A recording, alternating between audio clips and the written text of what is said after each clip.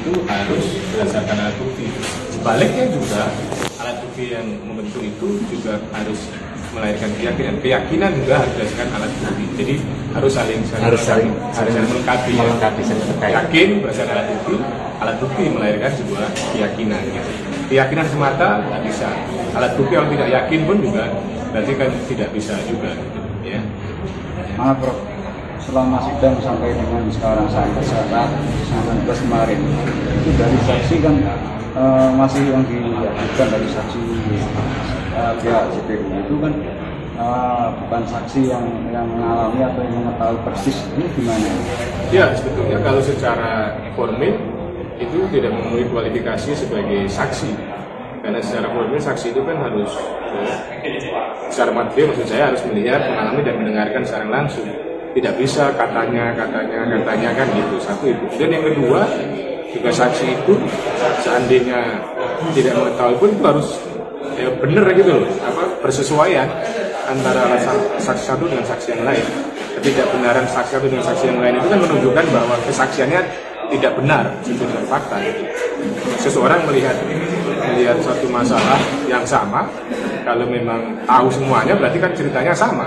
Tapi ini kan ternyata satu masalah yang sama diceritakan oleh banyak orang dengan berbeda pendapat. Itu berarti kan menunjukkan kesaksiannya diragukan. Kemarin itu Pak Gede sempat ngasih pernyataan ya. Ini baru pertama kali katanya beliau itu melihat ada seorang kuasa hukum menjadi saksi. Apakah memang diperkenankan seperti itu atau memang ada kejanggalan? Ya, tadi kan jaksa juga nanya kan, apa ada larangan misalnya seorang kuasa hukum menjadi saksi. Ya, secara eksplisit tidak disebutkan seperti itu. Kuasa hukum dilarang jadi saksi, tidak disebut seperti itu. Tetapi kan secara material kan, saksi itu kan harus objektif kan, tidak boleh ada konflik of interest kan. Maka untuk menjamin objektivitas dan mencegah konflik of interest tadi itu harus dipastikan bahwa saksi tadi tidak punya ketergantungan, tidak adanya hubungan keluarga, hubungan pekerjaan, sehingga yang disampaikan adalah fakta.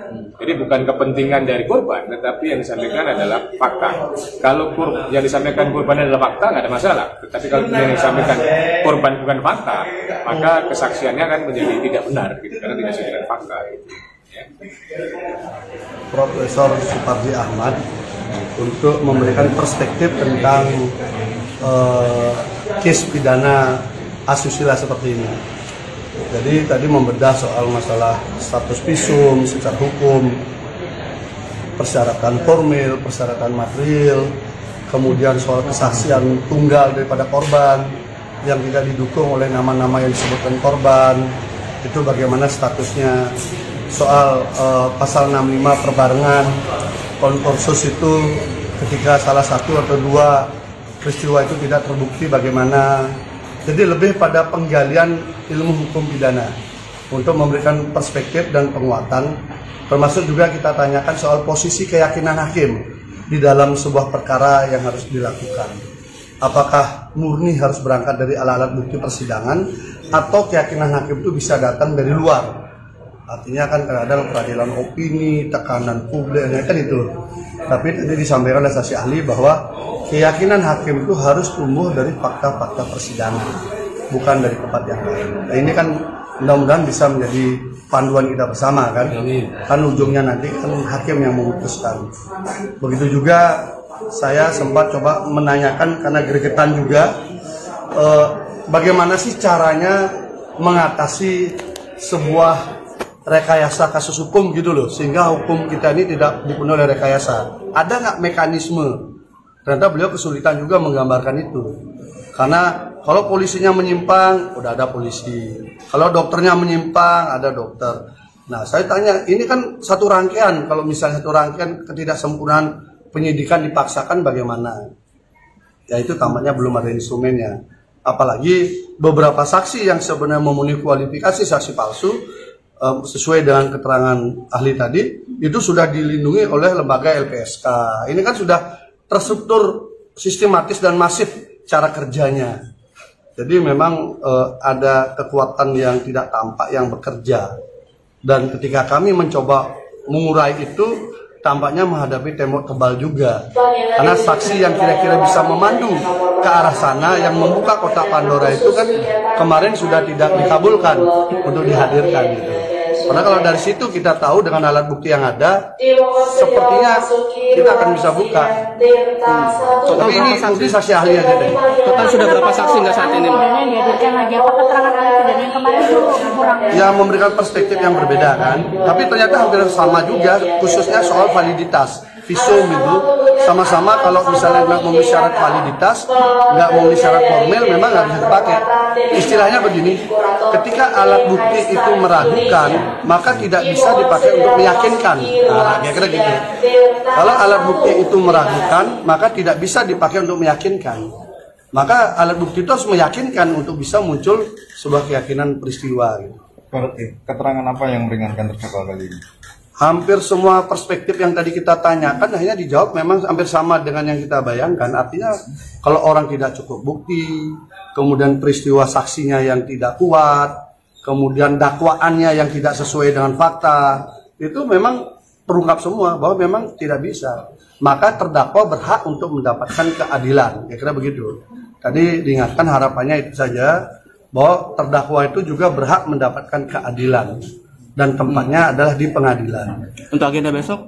Agenda besok saksi lagi. Saksi ahli juga? Kita coba, mudah-mudahan bisa ya, kita coba ahli juga. Karena ini kan penting sekali. Karena urusan perspektif pidana dan perspektif soal visum. Tadi visum juga diceritakan juga. Visum itu harus sejelas-jelasnya menggambarkan peristiwa yang terdekat. Karena itu makna visum itu membantu mengkonstruksikan peristiwa pidana. Nah, tetapi kalau visumnya terlalu jauh, maka dia akan kabur, tidak bisa memperspektifkan, memperkuat peristiwa pidananya gitu. Sehingga visum seperti itu tidaklah akurat. Kalau meragukan, maka memang tidak bisa dipakai. Itu pendapat ahli tadi. Iya, pendapat ahli. Kalau dia meragukan, maka tidak bisa dipakai. Tadi kan yang meragukan ada jumlahnya 3, secara formil suratnya salah. Kemudian saya tanya juga, di dalam dakwaan disebutkan visum 2018.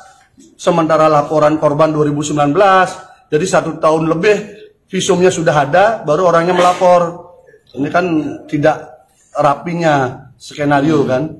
Kemudian 2019 ada lagi visum berikutnya setelah melapor. Ini bagaimana? Makanya ketidaksesuaian, prosesnya, keraguan-raguannya itu disampaikan. Kesimpulannya begini, kalau alat bukti itu meragukan, maka tidak bisa dipakai untuk meyakinkan. Gitu. Itu prinsip dasarnya, sehingga harus dicari alat bukti yang bisa meyakinkan, bukan yang membangun keraguan. Nah, sementara itu yang kita sedang gali kan. Total berapa saksi nggak saat ini, Pak? Sudah berapa saksi? Sudah berapa saksi yang? Berapa saksi total? Mbak, total semua dengan ini ya, JPU ya? Waduh, udah banyak. Dari ininya. Oh, dari kita, dari kita, karena ini problemnya kan begini. Saksi yang kita hadirkan kan ada saksi yang ada di BAP, yang sebenarnya menjadi kewajiban JPU. Tapi JPU kan enggak mau menghadirkan. Kami harus cari, memang tidak semua bisa kami hadirkan. Tapi mau bagaimana lagi? Tetapi tadi dijelaskan, saksi yang tidak dihadirkan di dalam persidangan tidak bisa dipakai. Karena semua perhitungan alat bukti adalah yang hadir di persidangan. Itu ahli mengatakan begitu. Jadi kalau itu tidak ada di persidangan, maka tidak bisa dipakai. Kan banyak tuh alat buktinya banyak, saksinya banyak, tapi tidak dihadirkan. Padahal kita ingin hadirkan aja semua biar sekalian kita bisa uji kan. Tapi kan takut, kayak saksi yang sudah dihadirkan tuh malah memperkuat terdakwa. Pak, saya tanya, kalau awalnya benarkah di BAP itu 5 korban menjadi 1? Di BAP, di dakwaan hanya 1, 5 tuh ada di Kapolda. Bukan di BAP ya? Di Kapolda, Pak Niko yang ngomong di media. Catat itu. Pak, bisa berubah jadi 1 secara hukum? Pak Niko yang ngomong di media bahwa ada 5 korban, berkasnya dibawa ke kejaksaan. Masuk pengadilan tinggal 1. Itu faktanya. Capek juga kita. Agenda selanjutnya Kamis ya? Hah? Agenda selanjutnya nanti? Ya, besok juga. Oh besok ya? Besok. Oke. Pokoknya sampai Jumat. Ahli apa Pak? Besok ahli apa Pak? Adalah. Oke. Takutnya nanti kalau kita bilang, ngerti lah. Ya, makasih.